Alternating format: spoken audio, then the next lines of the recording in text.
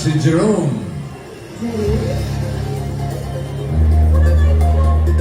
Pwede na namang si Al.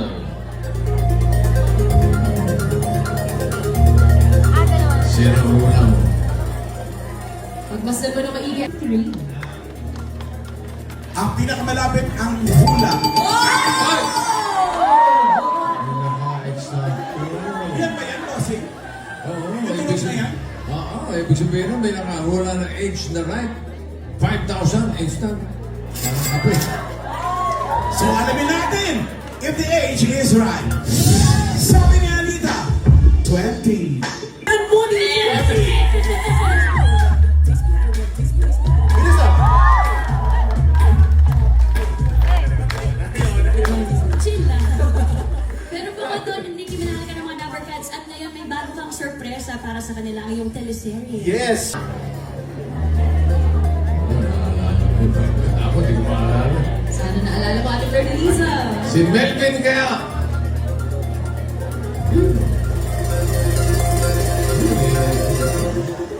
Baka naman si Jerome.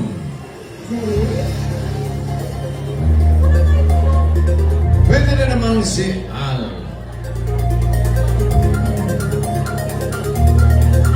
Sino unang?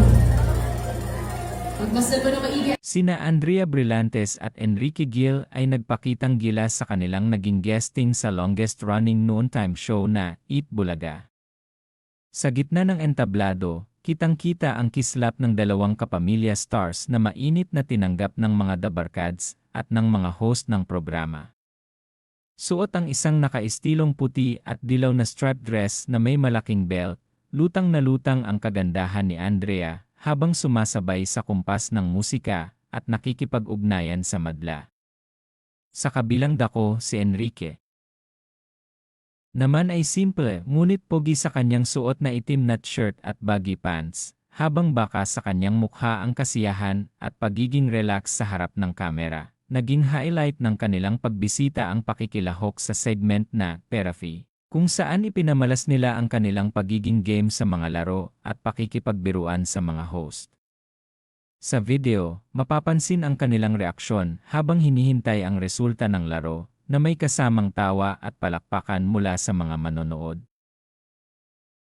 Ang pagtatagpong ito nina Andrea at Enrique sa Eat Bulaga ay hindi lamang nagbigay ng saya sa mga fans na matagal nang gustong makita silang magkasama, kundi nagpakita rin ng kanilang versatility bilang mga artista na marunong makisama sa anumang plataporma. Tunay na naging makulay ang tanghalian ng mga Pilipino dahil sa hatid nilang enerhiya at charisma.